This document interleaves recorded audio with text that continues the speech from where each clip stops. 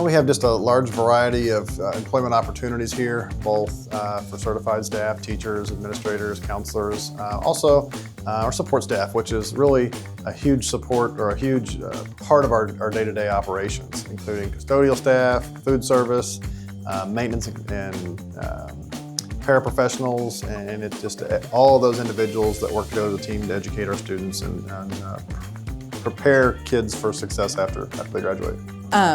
One thing about Hannibal Public Schools that I love is that we're this big little feeling business that you work for. A lot of times what I love about Hannibal in general is that we're this big little town. So even though we are one of the area's largest employers, we still have this small town feel, like a family feel. Our motto is kind of once a pirate, always a pirate, and I would say that that's true from students all the way to staff. Once you are employed here or a student here, you're kind of just part of our big little family, where we have over 500 employees, but everyone still knows each other and treats each other like family. Absolutely. I think we've done a great job over the last several years amping up our professional development opportunities for those support staff members that aren't necessarily instruction-based, providing just training for those support roles and how they help in their various areas. I didn't mention our bus safety coaches and just all the things that go along with education and things you wouldn't think of that are requirements for helping students learn their education.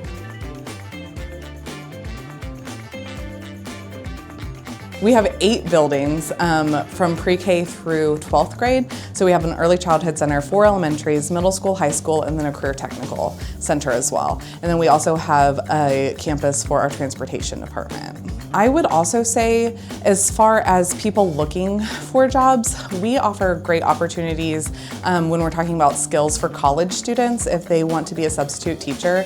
If they're not sure if they want to be in the classroom or work in education, substitute teaching is a great way to kind of get your foot in the door and see that it really is a rewarding experience working in our schools. And then on the opposite end of the spectrum, retirement age is also a great age because if you have finished one career and you're looking for a way to kind of pay back the community, starting a career in education is another great way because I mentioned substituting is a great way of doing that, or maybe being a secretary, using the skills that you learned in the previous industry and bringing it into the school system is always appreciated. So I think it really depends on the area.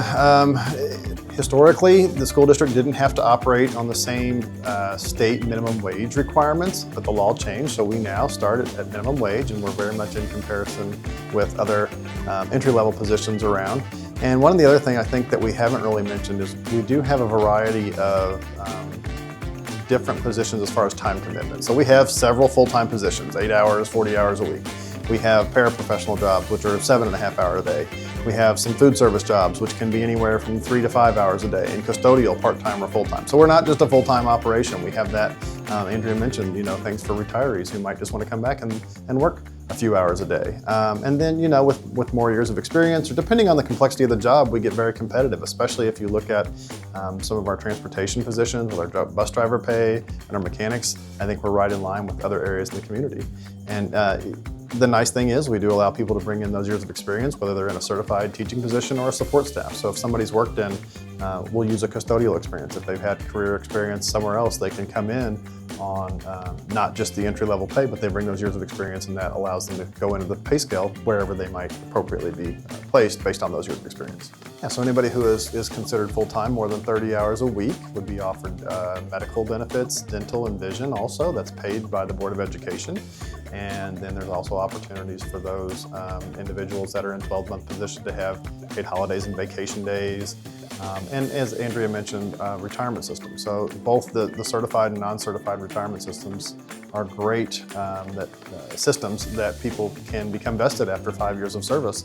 And so they could even earn some retirement depending on their years of service or their age and combined years of service.